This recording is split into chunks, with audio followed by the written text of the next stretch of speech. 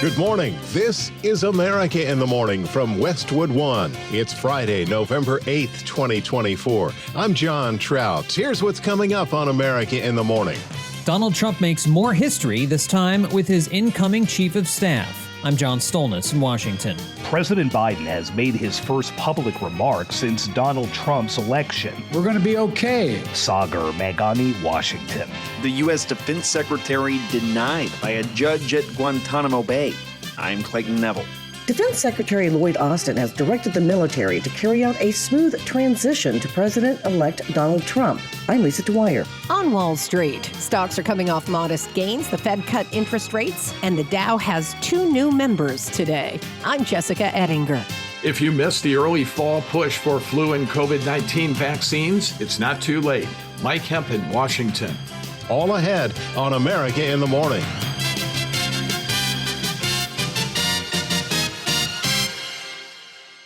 As the nation's capital prepares for a second Donald Trump administration in the White House, the president-elect has broken a glass ceiling with his choice to be his chief of staff. John Stolnis has more from Washington.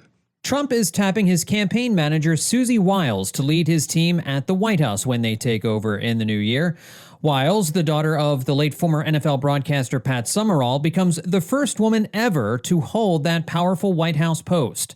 In a statement, Trump said it is a well-deserved honor to have her as the first ever female chief of staff in U.S. history, and that he has no doubt she will make our country proud. Trump had 4 chiefs of staff during his first term: Reince Priebus, General John Kelly, Mick Mulvaney, and Mark Meadows. Another name being floated for a role in the next Trump administration, Florida Senator Marco Rubio, rumored to be on the shortlist for Secretary of State, speaking to Fox News. I haven't talked to them about any of that, but obviously, that's the season we now enter into in speculation. I know I'm in the Senate, and I know that in the Senate, I'm going to be there ready to work and get a lot of these good things done that are going to require legislative action. But the other stuff, they'll play it. So he's going to make great choices. Trump has previously discussed dissatisfaction with decisions made by Federal Reserve Chair Jerome Powell. During a press conference announcing a 0.25% rate cut yesterday, Powell was asked about his future in the next Trump administration. Some of the president-elect's advisors have suggested that you should resign.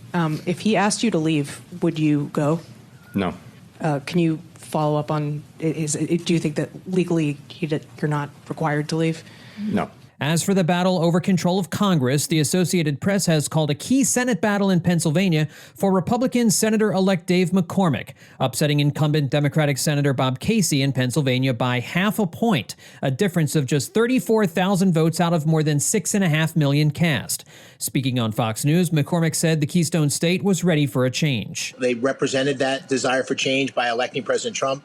I think the same with me. They're deeply distressed by the skyrocketing prices, the wide open border. Senator Casey has not yet conceded that race. Republicans hold a 53-45 advantage with 2 races yet to be called. Democrat Ruben Gallego holds a 1.7% lead over Republican Kari Lake, with just over 3/4 of the vote counted in Arizona, while in Nevada, Democrat Jackie Rosen is up by 0.9 point over Republican Sam Brown, with 91% of the votes tallied. And on the House side, it's still too early to call, but Republicans appear on track to maintaining the majority.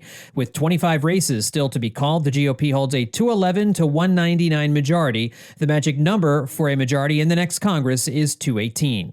John Stolnis, Washington. President Biden has addressed the nation, extending an olive branch to Donald Trump and praising his vice president's campaign. But as Washington correspondent Sagar Meghani reports, some Democrats blame him for Kamala Harris' election night loss. President Biden has made his first public remarks since Donald Trump's election, as some of Kamala Harris's backers blame the president for her loss. I've said many times, you can't love your country only when you win. You can't love your neighbor only when you agree. Some Harris allies believe the president cost Democrats the White House by waiting so long to leave the race, leading to the man he beat 4 years ago preparing for a return to office. I know for some people, it's a time for victory, to state the obvious. For others, it's a time of loss. Campaigns are contests of competing visions. The country chooses one or the other. We accept the choice to the country made. In the Rose Garden, the president praised Harris's campaign, but did not directly address the public's seeming repudiation of his presidency. Instead, he noted his administration's accomplishments, ones he says will benefit the nation for years to come. You're hurting. I hear you and I see you. But don't forget all that we accomplished. It's been a historic presidency. Not because I'm president, because what we've done, what you've done. A presidency for all Americans. And while he notes many are struggling with the race's outcome, democracy worked its will, and the nation will prevail. The American experiment endures. We're going to be okay, but we need to stay engaged. We need to keep going. And above all, we need to keep the faith. Sagar Meghani, Washington. Today's top stories are brought to you by Sleep Number. Why choose a Sleep Number smart bed? It's the only bed that lets you make each side firmer or softer whenever you want. Save 40% on the Sleep Number Special Edition smart bed. To find a store near you, visit sleepnumber.com. Pentagon prepares military for new Trump administration. When America in the Morning continues after these messages.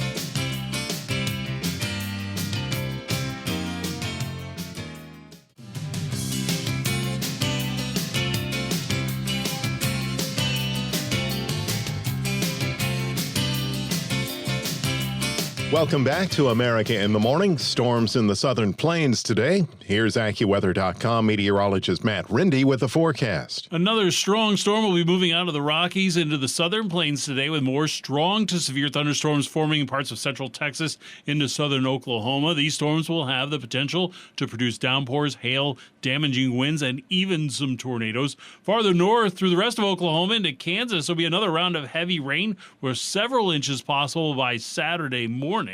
Also from this system on the western side of the storm, there will be moderate to heavy snow continuing through northern New Mexico into central and eastern Colorado. Snowfall could amount to another foot or more, especially in the higher elevations of the Colorado Rockies. Outside of the system, the rest of the plain states of the Great Lakes will be much more tranquil, plenty of sunshine and a mild afternoon. Highs will range in the 40s to 60s in the north and warm to the 80s farther south, which is about 5 to 15 degrees above the historical average. That warmth will also extend eastward from the southeast into the Tennessee Valley, Mid-Atlantic, and parts of the Northeast.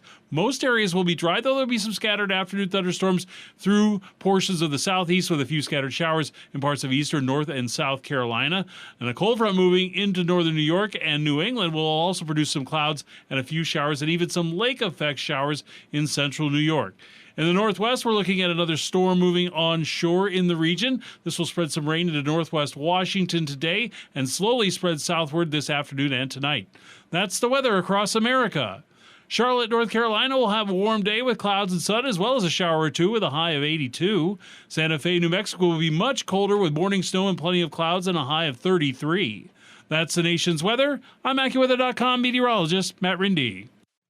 I'm John Trout. Remember to follow us wherever you get your podcasts. Apple, Spotify, Amazon, and YouTube. Just search America in the Morning in your favorite listening app. Plea bargain for an alleged 9/11 mastermind remains valid, according to a judge at the Military Commission at Guantanamo Bay. Correspondent Clayton Neville reports. The judge essentially ruled that plea bargains struck by alleged 9/11 mastermind Khalid Sheikh Mohammed and two co-defendants are still valid. The move strikes down an order by U.S. Defense Secretary Lloyd Austin to throw out the plea deals and continue to trial. Now, officials in Washington reportedly say that the guilty plea agreements would spare Mohammed and the two others the risk of the death penalty. Prosecutors for the government were part of the negotiations, reportedly, with the defense. After the plea deals were initially made public, Secretary Austin announced he was nullifying the agreements. At the time, he said that plea bargains in possible death penalty cases over one of the greatest crimes ever on U.S. soil were a monumentous step that should only be decided by the defense secretary. Well, the judge at Guantanamo Bay not seeing it that way this week, as the pleas are upheld. I'm Clayton Neville. The head of the Pentagon is sending out orders to the military, preparing for a smooth transition of power for the incoming Donald Trump administration. Correspondent Lisa Dwyer reports. Defense Secretary Lloyd Austin has directed the military to carry out a smooth transition to President-elect Donald Trump, with a reminder to the force of its obligation to follow the lawful orders of the next commander-in-chief. Austin reminded all members of the military that they swore to an oath to support and defend the Constitution. Trump indicated on the campaign trail that he may use federal forces at the border. Trump has also been aligned with Project 2025, which includes plans to force out career civilians and fill positions with Trump loyalists. In his letter, Austin says that, quote, as it always has, the U.S. military will stand ready to carry out the policy choices of its next commander-in-chief and to obey all lawful orders from its civilian chain of command. I'm Lisa Dwyer. Fed cuts interest rates, mortgage rates unchanged. When America in the Morning continues after these messages.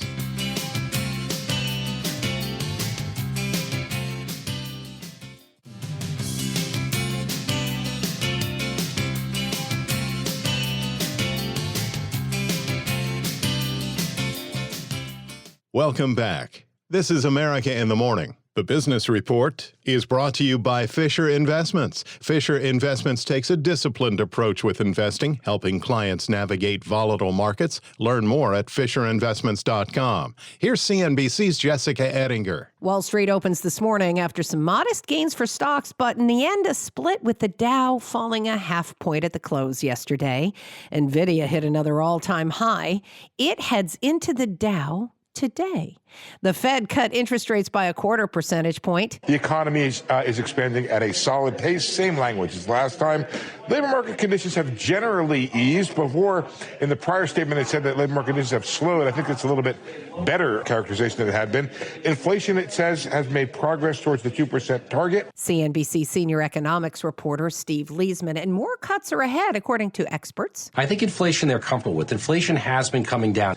Their biggest concern is if there is a slowdown in the economy and if the unemployment rate starts to rise very, very quickly, then they will have wished that they've continued on with their pace to cut interest rates. 25 today, 25 in December, and I think they're on a mission to 4%, and then they're going to reevaluate. Morgan Stanley's Jim Caron on CNBC. By now, a lot of would-be homebuyers have learned that Fed rate cuts really have nothing to do with lowering mortgage rates. Mortgage rates follow the yield on the 10-year Treasury. So the Fed cut interest rates yesterday by a 1/4 percentage point. Average Americans should feel it eventually down the road by paying less to borrow money to buy a car, and with their credit card interest rates if they're carrying a balance. That's right, especially for things like credit cards where the average is still over 20%. I mean, really the advice there is get a 0% balance transfer card, work with a reputable nonprofit credit counselor, do what you can to pay it down.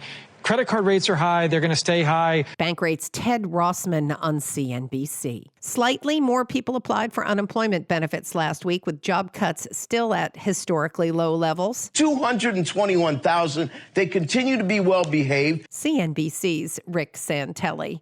Volkswagen recalling more than 114,000 vehicles in the U.S. Safety regulators are citing concerns the driver's side front airbag inflator could explode after long-term exposure to high temperatures and humidity.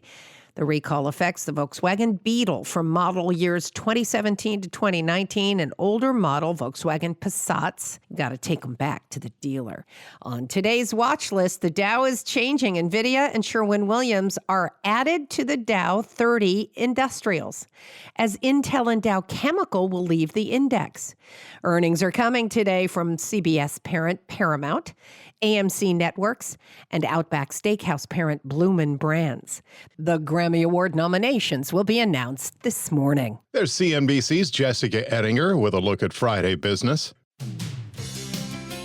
When we return on America in the Morning, sick cases grow, flu vaccine recommended after these messages.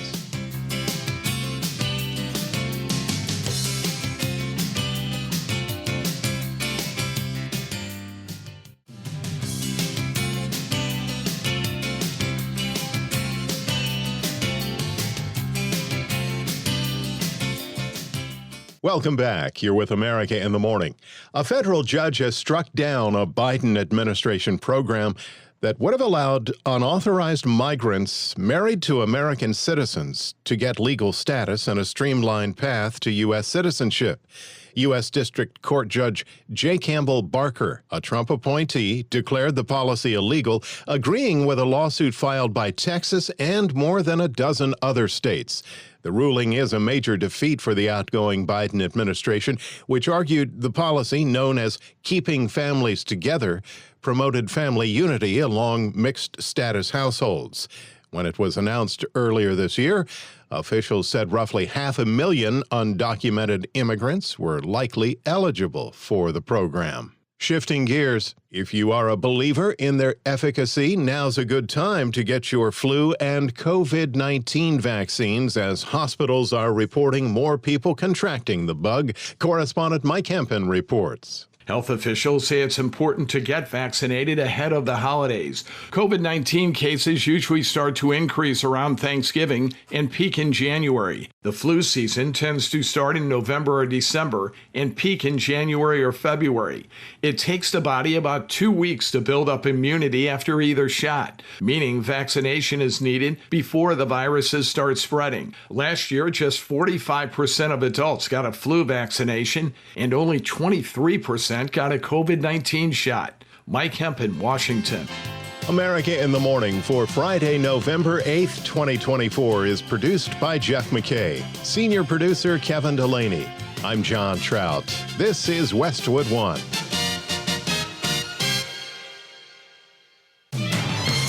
This is America in the Morning from Westwood One. I'm John Trout. Coming up this half hour. President-elect Donald Trump has named Susie Wiles as his White House Chief of Staff. I'm Lisa Dwyer. The Federal Reserve has cut its key interest rate again. Sagar Meghani, Washington. A massive wildfire difficult to contain in Ventura County, California. I'm Clayton Neville. Former New York City Mayor Rudy Giuliani ordered again to turn over assets after he lost a multi-million-dollar lawsuit. I'm Pamela Furr. 43 monkeys have escaped from a compound used for medical research in Yemassee, South Carolina. I'm Ben Thomas. Canada bans the use of TikTok. Sort of. I'm tech correspondent Chuck Palm. Back after these messages.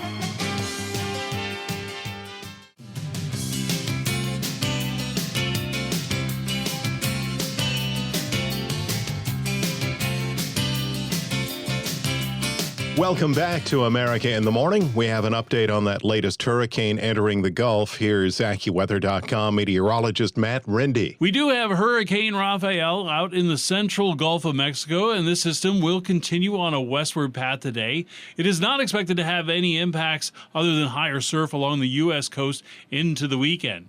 In the northwest, we are looking at another system moving onshore into the region. This will spread some rain into northwest Washington today and then slowly spread southward this afternoon and tonight. The rest of the west will be largely dry with plenty of sunshine. We are looking at a strong storm system in the Rockies moving into the southern plains today, and that is going to provide more strong to severe thunderstorms from central Texas into southern Oklahoma. These storms will have the potential to produce downpours, hail, damaging winds, and even some tornadoes. And then farther north through the rest of Oklahoma into Kansas will be another round of heavy rain with several inches possible by Saturday morning. Also from the system, on the western side of the storm, there'll be a moderate to heavy snow continuing through northern New Mexico into central and eastern Colorado. This snowfall could amount to another foot or more, especially in the higher elevations of the Colorado Rockies. Outside of the system, the rest of the plain states into the Great Lakes will be much more tranquil, with plenty of sunshine and a mild afternoon. Highs will range from the 40s to 60s in the north and warm to the 80s farther south. That's about 5 to 15 degrees above the historical average. And that warmth will extend eastward for the rest of the southeast into the Tennessee Valley, Middle Atlantic, and parts of the northeast. Most areas will be dry, though there'll be a scattered afternoon thunderstorm or two through portions of the southeast, and a few showers also on the eastern portions of North and South Carolina. That's the nation's weather. I'm AccuWeather.com meteorologist Matt Rindy. I'm John Trout. Remember to follow us wherever you get your podcasts, Apple, Spotify, Amazon, and YouTube. Just search America in the Morning in your favorite listening app. Saying that she's helped me achieve one of the greatest political victories in American history, President-elect Donald Trump announced his first cabinet appointee. Correspondent Lisa Dwyer reports on the person who is also an historic pick for that West Wing post.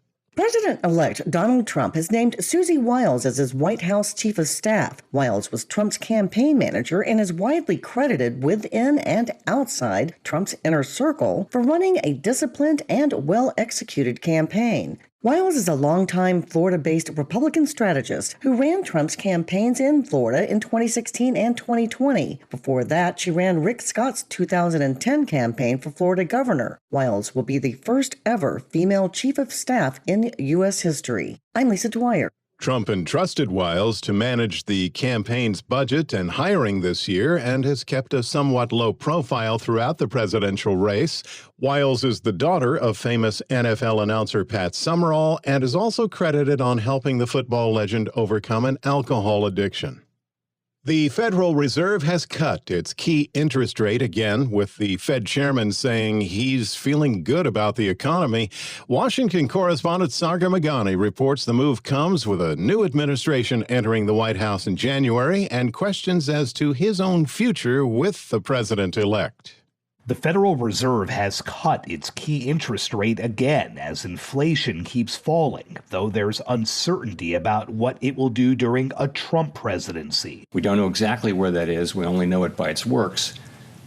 We're pretty sure it's below where we are now, but as we move further, there will be more uncertainty about where that is, and we're going to move carefully as this goes on so that we can increase the chances that we will get it right. The 0.25% drop follows September's half-point reduction, the first in more than 4 years. The rate had been at a 4-decade high as the Fed fought the worst inflation in 4 decades. The central bank had projected cuts next month and next year, but that's become less likely due to, among other things, Trump's policies that are expected to boost inflation. In the near term, the election will have no effects on our policy decisions. Fed Chair Jerome Powell says it's too early to predict what will happen longer term. Here, we don't know what the timing and substance of any policy changes will be. We therefore don't know what the effects on the economy would be, specifically whether and to what extent those policies would matter for the achievement of our goal variables, maximum employment and price stability. We don't guess, we don't speculate, and we don't assume. But he did rule out resigning if Trump, who has long criticized him, asks him to. Some of the president-elect's advisors have suggested that you should resign. If he asked you to leave, would you go? No. Can you follow up on, do you think that legally you're not required to leave? No. And says Trump cannot fire or demote him, as he reportedly tried to do while in office. Not permitted under the law. Sagar Meghani, Washington.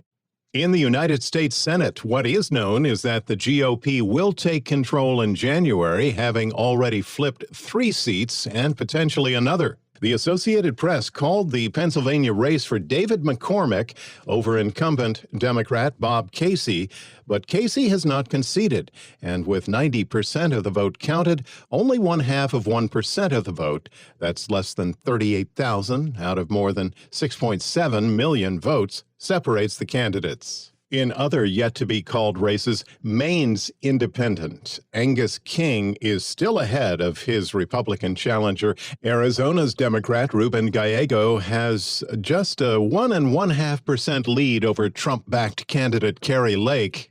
And in Nevada, incumbent Democrat Jackie Rosen is barely ahead of her GOP challenger Sam Brown. When the GOP does assume control of the Senate, it appears to be a race between South Dakota's John Thune and John Cornyn of Texas as to who will become Senate Majority Leader, replacing Mitch McConnell. America in the Morning continues. Thousands of people have been evacuated in parts of Southern California as a massive wildfire rages. Correspondent Clayton Neville reports the blaze is being fueled by dry heat and winds, and the cause is still under investigation. Close to 14,000 people asked to evacuate as the mountain fire burns in Ventura County. State leaders say well over 3,000 homes and businesses are at risk. The fire proving challenging for firefighters. Due to the damages to structures, residences, infrastructure, power, electrical, you name it, firefighters are dealing with out there on the ground. Ventura County Fire Department Captain of Operations Trevor Johnson says that crews responded to the fire on Wednesday and have been working it ever since. Fires continuing to back to the east or progress along the Highway 118 corridor back towards the city of Moore Park, again north of Highway 118. First responders utilizing all the resources they can as often as they can. We had water dropping helicopters over the fire the entire evening, which is irregular for any type of wildland incident, but we were able to capture that. A large fire difficult to contain. Our resources are engaged, engines, crews, dozers. We currently have aerial supervision over the fire using a rotor wing and assessing for fixed wing operations to slow the spread of the fire. Ventura County PIO Andy Van Sciver. The Century aircraft had flown the fire and measured it at 14,500 acres. The fire has now burned well over 20,000 acres. Damage teams still sorting through the destruction. We are currently in the process of deploying 10 damage assessment teams. And Governor Newsom signing an emergency declaration. 2 people reported injured as they ran from the flames, many finding safety now in shelters. I'm Clayton Neville. Among the stories we're covering next, judge gets tough with Giuliani and monkeys on the loose. America in the Morning returns with those stories and more after these messages.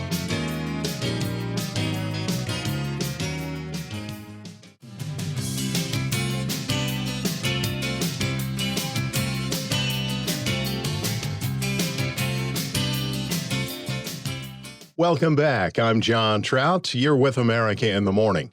A judge admonishes former New York City Mayor Rudy Giuliani, ordering him to turn over his assets or face a contempt charge in a multi-million-dollar defamation judgment. Pamela Furr has the story. He was defiant when he emerged from a courtroom on Thursday, saying it was political persecution after a federal judge in New York raised the possibility of holding Giuliani in contempt if he didn't turn over personal property by next week to the 2 Georgia poll workers he defamed after the 2020 election. They want my grandfather's watch. He's 150 years old.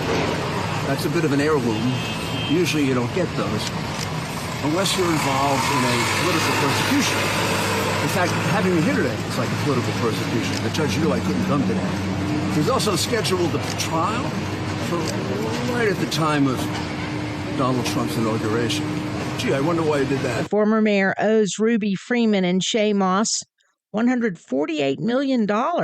The amount awarded to them in the lawsuit and was given a November 14th deadline to turn over the shares of his Upper East Side Manhattan co-op apartment, sports memorabilia, a Mercedes-Benz, watches, and more. Now, part of the reason Giuliani was ordered to report to court yesterday was because the attorneys for the 2 former Georgia election workers visited Giuliani's apartment in Manhattan, only to find it had been cleared out weeks earlier. Those same attorneys say the former mayor has been dodging efforts to collect his assets.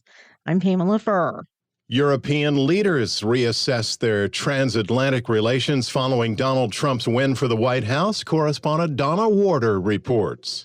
Some 50 European leaders are meeting in Hungary to discuss Germany's political crisis following the firing of its finance minister and future relations with the United States, as Donald Trump is said to return to the White House in a couple of months. Albanian Prime Minister Edi Rama says when Trump was first elected, everyone was shaking because maybe NATO could end. But he says NATO became stronger. When he was elected first time, everyone was shaking because maybe NATO would end, but NATO became stronger. So I don't think that what happened in the United States is something that we should see like worrying. On the contrary, it can be a great opportunity to do things in a different way for us and for the world. During Trump's election campaign, he threatened anything from a trade war with Europe to a withdrawal of NATO commitments and a fundamental shift of support for Ukraine in its war with Russia. Ukrainian President Volodymyr Zelensky is also attending the summit. I'm Donna Warder. Dozens of monkeys stage a breakout from a facility in South Carolina. Correspondent Ben Thomas reports. They're rhesus macaques, all females weighing about 7 pounds, and so young and small they haven't been used for testing yet. Police Chief Gregory Alexander says they present almost no danger to the public, not infected with any disease, but perhaps a little skittish. In an interview with WCIV, Yemassee Town Administrator Matthew Garnes advises Low Country locals, do not approach them, do not try to feed them, Do not try to take one as a pet, but just remain where you are inside, somewhere safe, and just contact 911. Advise them of your location. People living nearby should shut windows and doors so the monkeys can't find a place to hide inside. Police say lab employees have spotted at least some of the monkeys and have been trying to lure them back with food. I'm Ben Thomas. Canada becomes the latest nation almost entirely to ban the use of TikTok. Here's Chuck Palm with today's Tech Report.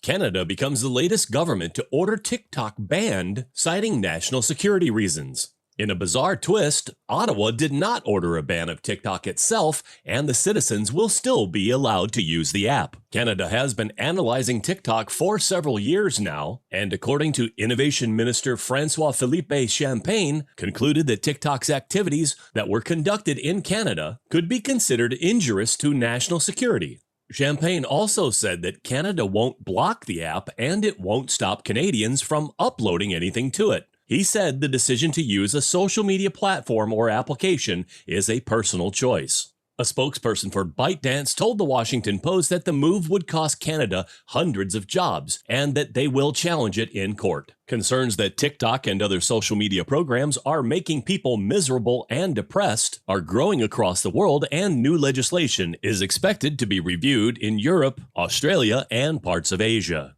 I'm Chuck Palm. Friday Sports is in. Here's America in the Morning's Robert Workman.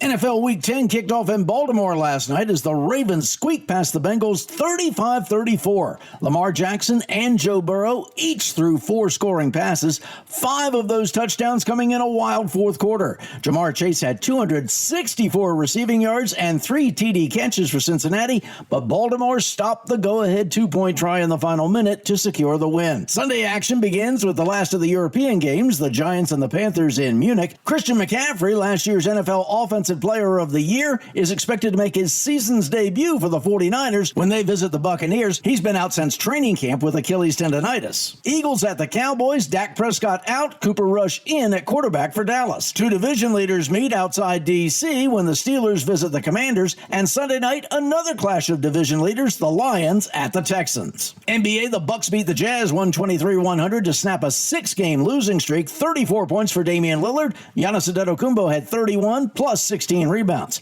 Timberwolves over the Bulls. Anthony Edwards scored 33. Coach Chris Finch on his young star. As a young player, he competed when the ball was involved, all the time. But he would have lapses. But it's, he's just way more consistent. Also last night, the Spurs snuffed out the Blazers. NHL, the Jets blanked the Avalanche 1-0. 35 saves for Connor Hellebuck, his 3rd shutout this season. Winnipeg has won 13 of its first 14 games. Hurricanes blew out the Penguins. Carolina has won 8 in a row. Panthers pummeled the Predators for their 6th consecutive win. That's Friday Sports. Sports this Friday. Florida's disappearing deer. When America in the Morning continues after these messages.